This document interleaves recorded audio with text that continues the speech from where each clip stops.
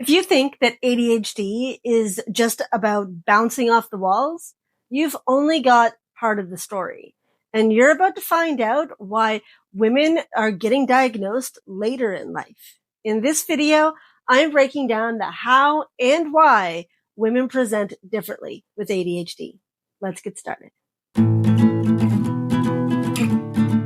I didn't suspect ADHD at all until I did. It started with a list posted by a friend on the symptoms of ADHD for women. It didn't look anything like the stereotype I had in my head, but it did look exactly like me. My traits, my struggles, my symptoms. Finding out I had ADHD at the age of 40 was complicated.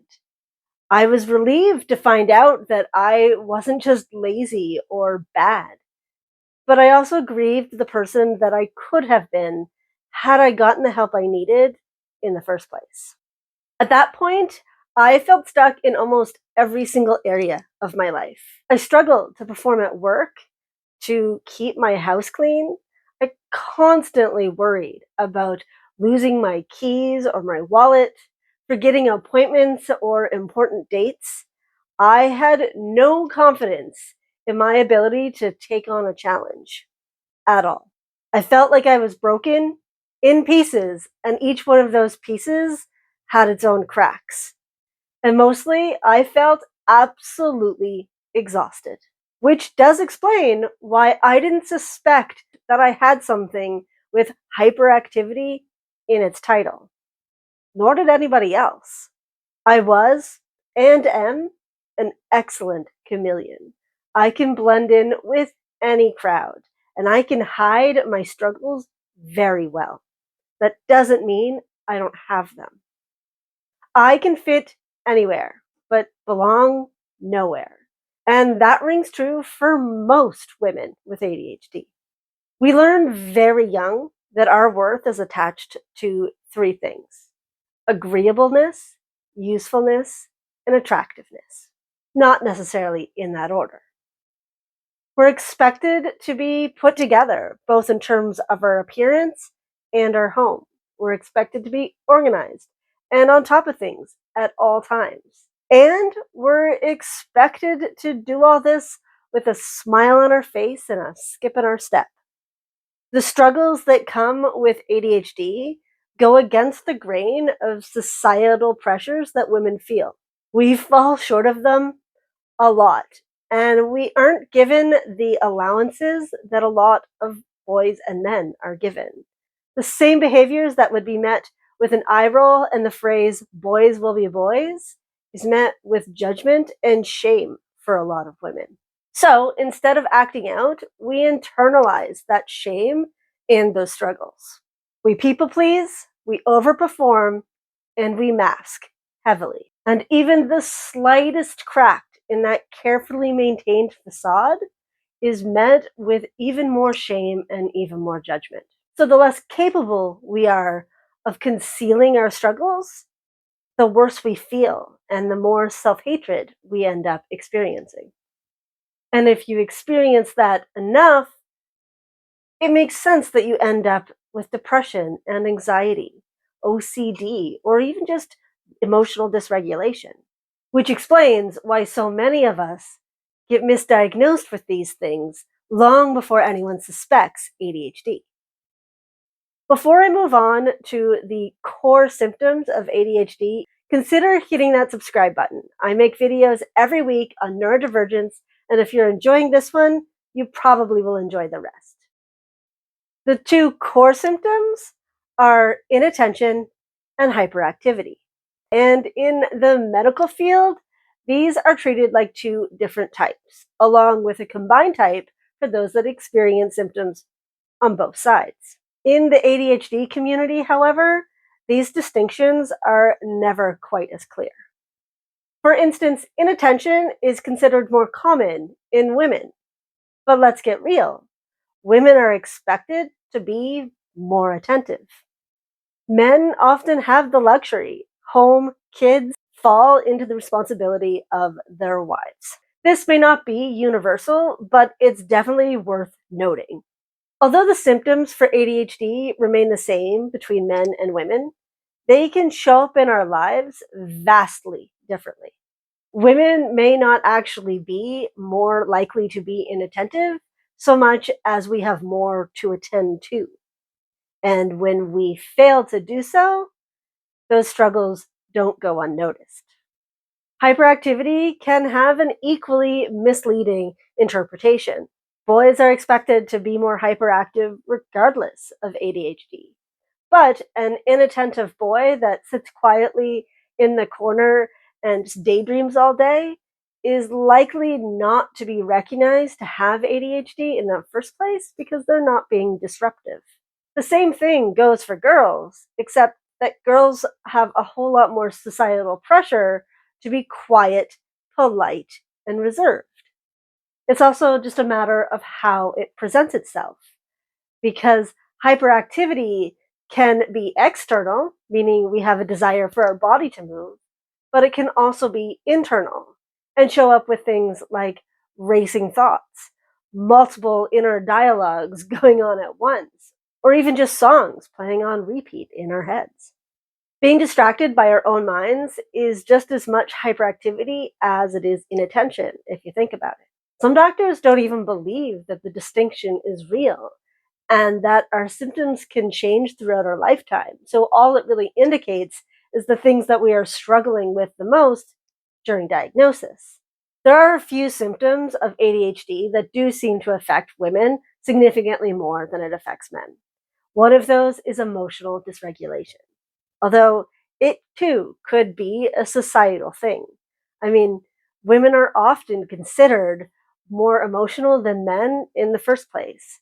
And men are often taught that there's only one acceptable emotion to show, and that's anger.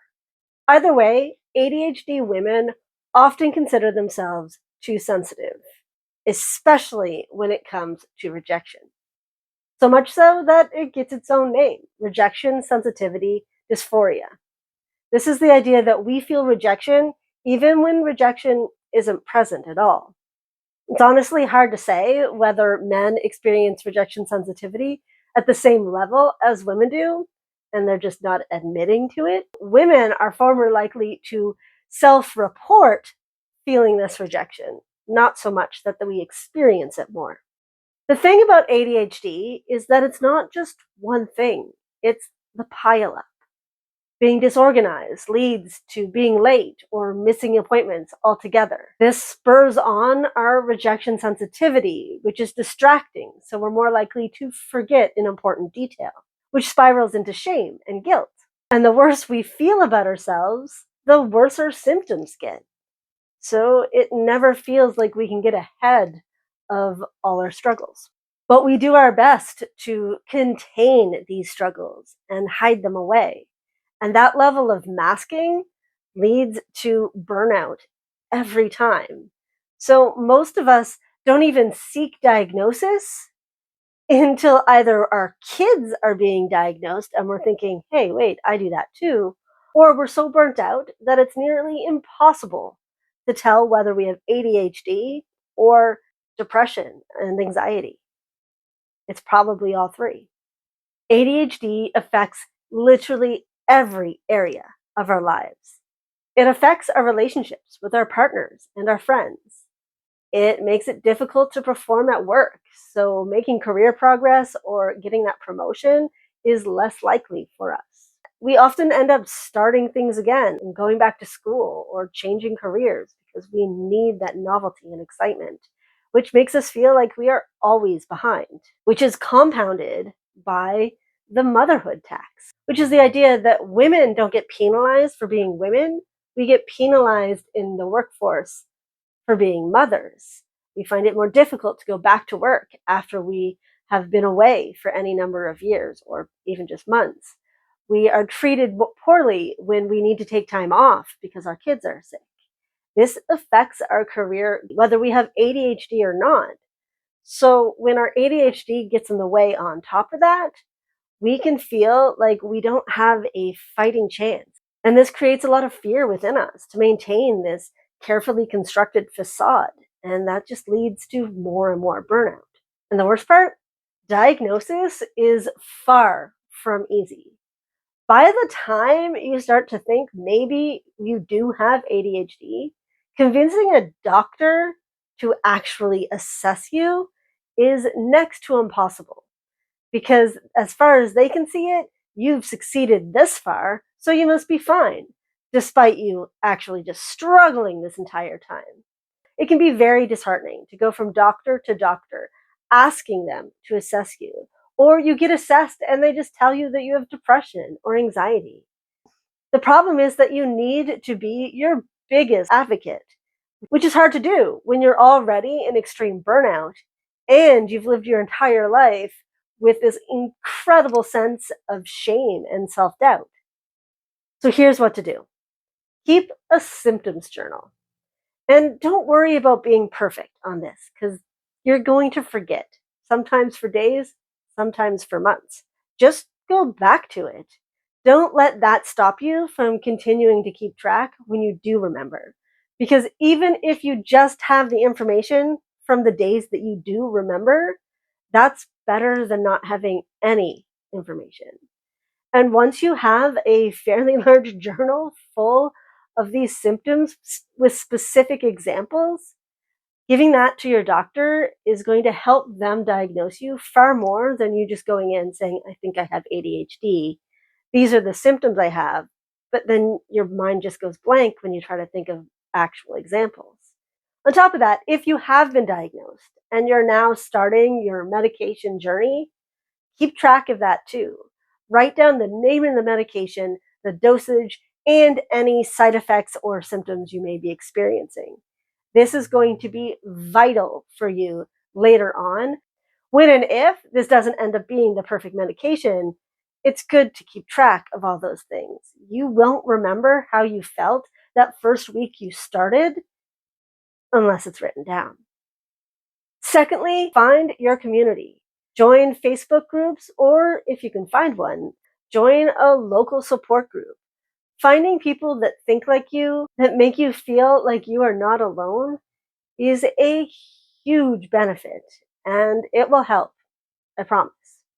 ADHD self-diagnosis is absolutely valid, and you will be welcomed into at least most of these groups. Whether you have a diagnosis or you're just beginning to think that this might be your reality, your experience is absolutely real. It is absolutely valid. So if you find a doctor that isn't paying attention, isn't listening to you, keep looking for a better doctor. It's not you, it's them. Medical gaslighting is a real problem for women with any sort of illness. And it's up to us to self-advocate, unfortunately. Remember, you are not broken. You just don't have the answers yet. And if you're still trying to figure out if ADHD is the answer before you even make a doctor's appointment, check out the video above on the 5 internal signs that you might be neurodivergent. I think it will help. Thanks for watching. Take care. I'll see you next week. Bye.